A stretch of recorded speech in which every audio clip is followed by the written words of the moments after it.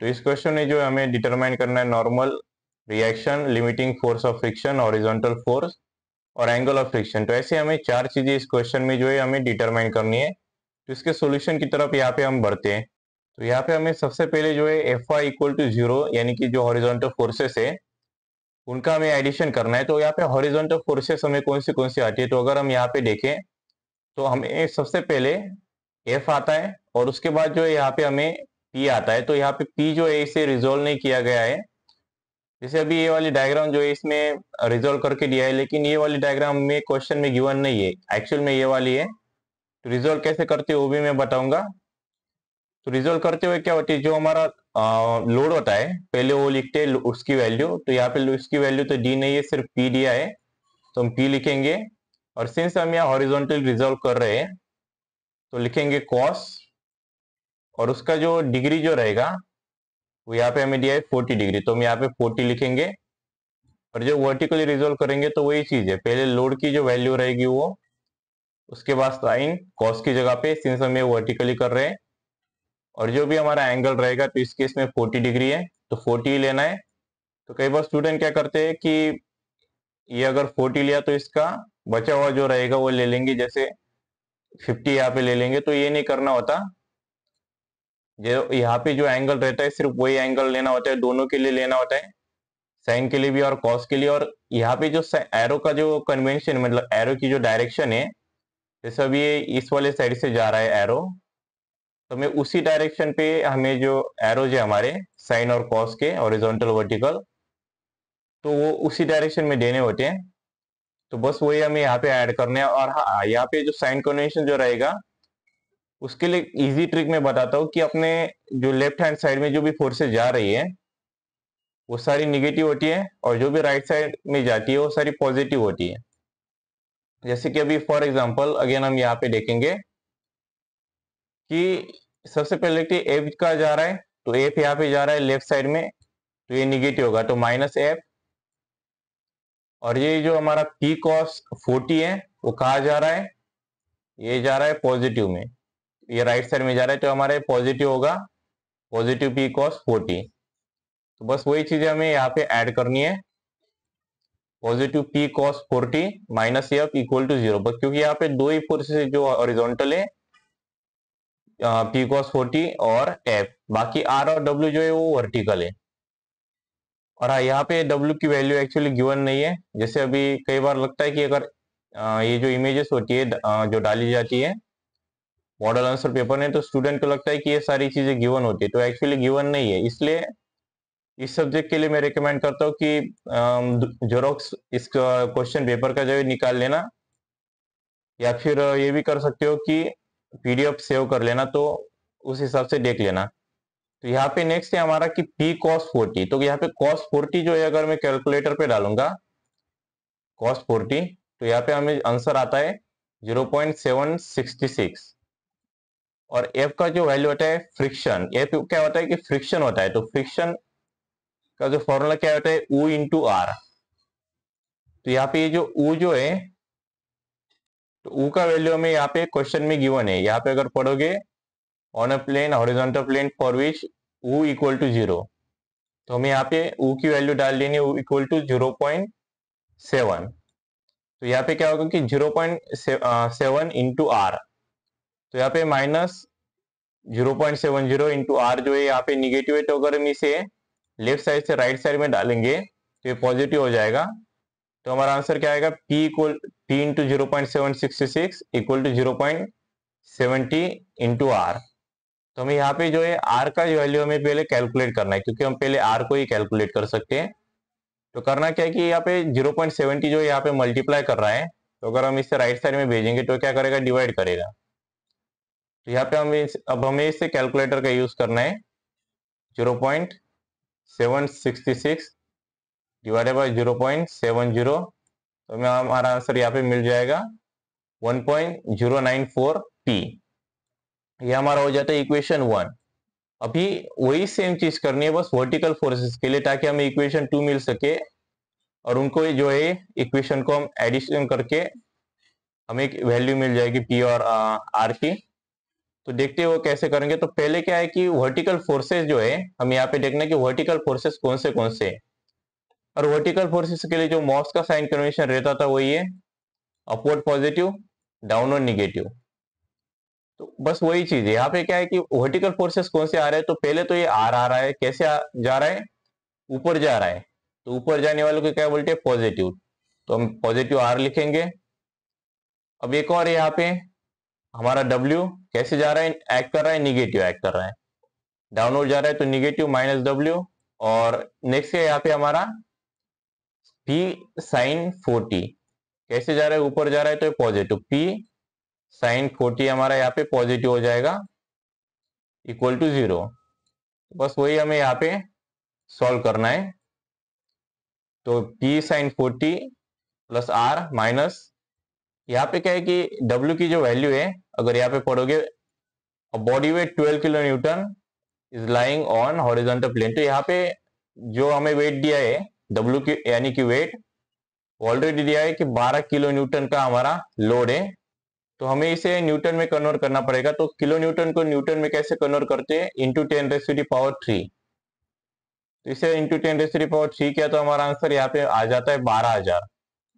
तो हमारा डब्ल्यू हो जाएगा 12,000। और यहाँ पे एक और चीज है कि साइन 40 का जो वैल्यू है अगर मैं इसे कैलकुलेटर पे डालूंगा तो साइन 40 का मतलब होता है 0.642 तो हमें यहाँ पे पी की वैल्यू इन टर्म्स ऑफ जो है मिल जाएगी।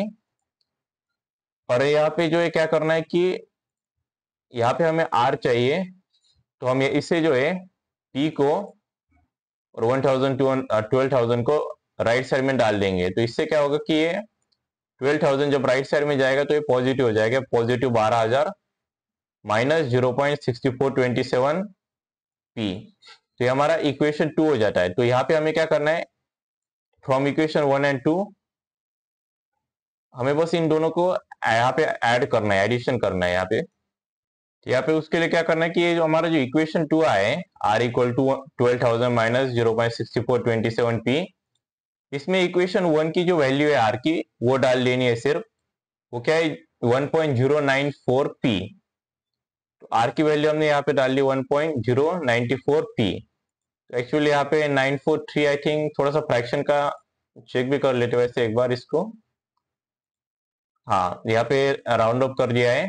तो कई बार ऐसे लगता है कि 3 कहाँ से आया, तो थोड़ा सा यहाँ पे राउंड ऑफ करके 4 कर दिया था। यहाँ पे जो है 3 यहाँ पे एक्स्ट्रा का जो आया था यहाँ पे वैल्यूज इनको राउंड ऑफ करके 3 कर दिया है। तो कई बार ऐसी प्रिंटिंग मिस्टेक हो जाती है, लेकिन थोड़ा सा माइनर ही, इसलिए कोई इशू नहीं है। तो इस इक्वेशन का क्या होगा कि यहाँ पे हमें पी का वैल्यू मिल जाएगा। तो यहाँ पे पी यहाँ पे राइट साइड में है, माइनस में अगर हम इसे लेफ्ट साइड में डालेंगे तो क्या होगा, एडिशन होगा, उसका पॉजिटिव बन जाएगा। तो हमें यहाँ पे क्या करना है 1.094 प्लस 0.6427 इन दोनों को ऐड करना है। और यहाँ पे हमारा आंसर आएगा 1.737 पी इक्वल टू 12,000। तो यहाँ पे 1.737 क्या कर रहा है, मल्टीप्लाई कर रहा है। तो यहाँ पे अगर हम इसे राइट साइड में भेजेंगे तो क्या करेगा, 12,000 को ये डिवाइड करेगा। तो बस हमें वही यहाँ पे करना है, 12,000 डिवाइडेड बाय 1.737 एंटर। तो यहाँ पे हमारा आंसर हमें मिल जाएगा 6,908.46 न्यूटन। और न्यूटन का और किलो न्यूटन में कन्वर्ट करना है तो उससे डिवाइडेड बाय 1000 कर सकते हैं या फिर इंटू 10⁻³ एक ही बात होती है। तो यहाँ पे हमें आई थिंक थोड़ा सा मिस्टेक हो गया, यहाँ पे डायरेक्टली हम ENG भी प्रेस कर सकते हैं। ओके, तो यहाँ पे एक्चुअली ये जो है 69.08 इसका आंसर नहीं आता। अगर हम इसे ENG प्रेस करेंगे 6.90 इसका एक्चुअली आंसर आता है, 6 पॉइंट। इसे मैं थोड़ा सा यहाँ पे इरेज कर देता हूँ ब्लैक कलर से। तो ये एक्चुअली 6.9 है, 6.90। इसे डायरेक्टली 6.9 भी लिख सकते हैं, कोई इशू नहीं, किलो न्यूटन। तो ये एक्चुअली आंसर होता है। तो यहाँ पे थोड़ा सा प्रिंटिंग मिस्टेक है, तो ये मॉडल आंसर पेपर रिफर कर रहे हो तो थोड़ा सा करेक्शन कर लेना। अब यहाँ पे क्या है कि हमें पी का वैल्यू मिल चुका है। तो इक्वेशन 1 में जो है हम p का वैल्यू जो है वो डायरेक्टली हम इक्वेशन 1 में डाल सकते हैं। तो इक्वेशन 1 क्या था हमारा यहाँ पे, r इक्वल टू 1.094 p। तो बस हमने डायरेक्टली अगर p का वैल्यू यहाँ पे डाल दिया तो क्या बन जाएगा, 1 इंटू 6908.46। यहाँ पे हम डालेंगे 1.094 और यहाँ पे अगर ये चाहते हो कि प्रॉपरली 0.943 लो या फिर 0.94 लो, कोई ज्यादा फर्क नहीं पड़ता, थोड़ा सा फ्रिक्शन का फ्रैक्शन का इधर उधर हो जाता है। तो प्रिंटिंग मिस्टेक के कारण कई बार ऐसा लगता है कि थोड़ा सा ये कहाँ से आ गया वैल्यू, तो इसका कुछ ज्यादा इश्यू नहीं है, दोनों में से कोई भी एक ले लिया तो चलता है। तो पे हमारा आंसर आएगा 7557 पॉइंट, यहाँ पे हमारा आंसर है 7557.85। तो अगर मैं यहाँ पे जैसे 3 डाल रहा था तो थोड़ा सा गलत आ रहा था, तो कई बार ऐसा होता है कि थोड़ा सा फ्रैक्शन से इधर उधर चला जाता है, लेकिन फिर भी कुछ ज्यादा इश्यू नहीं रहता उसका। तो ये जो आर जो होता है वो हमारा होता है नॉर्मल रिएक्शन, और पी जो होता है हमारा अप्लाइड फोर्स। तो यहाँ पे हमें दो चीजें मिल चुकी है। तो यहाँ पे हमें क्या बोला था, नॉर्मल रिएक्शन यहाँ पे हमारा हो चुका है, और एक और चीज हो चुकी है horizontal force required to move it. Horizontal force हो चुका है, अब क्या बचता है, लिमिटिंग फोर्स ऑफ फ्रिक्शन और एंगल ऑफ फ्रिक्शन। तो यहाँ पे क्या है कि हमें एफ जो था, एफ जो रहता है वो हमारा फोर्स ऑफ फ्रिक्शन रहता है, जो कि यहाँ पे हमें ये जो एफ था ये था हमारा फोर्स ऑफ फ्रिक्शन। तो उसका फॉर्मूला क्या बताया था मैंने शुरुआत में, U इंटू आर। तो यहाँ पे जो है U का वैल्यू तो हमें पता है कि लेकिन R का वैल्यू नहीं पता था, लेकिन अब हमने R का वैल्यू मिल चुका है, तो वही R का वैल्यू हमें यहाँ पे डाल देना है। तो 0.7 इंटू 7557.85, तो हमें आंसर मिलता है 5290.49 न्यूटन। तो ये हमारा हो गया लिमिटिंग फोर्स ऑफ फ्रिक्शन। अब एक और चीज बचती है, एंगल ऑफ फ्रिक्शन। इसके लिए क्या है कि टेन, फॉर्मूला क्या होता है कि tan theta equal to U। तो यहाँ पे क्या है कि हमें थीटा चाहिए, टेन थीटा नहीं चाहिए, तो हम इस थीटा को क्या करेंगे, सॉरी टेन को क्या करेंगे, लेफ्ट साइड से राइट साइड में जो भेजेंगे तो क्या बन जाएगा, टेन इनवर्स बन जाएगा। ये इंपॉर्टेंट इसलिए क्योंकि कई बार स्टूडेंट क्या करते हैं, जैसे अभी टेन U की तो हमें वैल्यू यहाँ पे पता है कि 0.7 है, तो यहाँ पे टेन 0.7 कर देंगे और फिर हमारा यहाँ पे आंसर गलत आ जाता है। यहाँ पे मेक श्योर कि टेन इनवर्स से करना है, शिफ्ट दबा के फिर टेन दबाना। तो हमारा आंसर है 34.99 डिग्री। तो ये हमारा हो गया एंगल ऑफ फ्रिक्शन, और ये एंगल ऑफ फ्रिक्शन को कैलकुलेट करने का आधा मार्क्स होता है, लिमिटिंग फोर्स ऑफ फ्रिक्शन को कैलकुलेट करने का आधा, और जो हमने नॉर्मल रिएक्शन कैलकुलेट की उसको और अप्लाइड रिएक्शन को दोनों का आधा आधा मार्क्स होता है। तो ऐसे इसका जो है मार्क्स डिस्ट्रीब्यूशन यहाँ पे होता है, जैसे अभी यहाँ पे देख सकते हो स्क्रीन के ऊपर।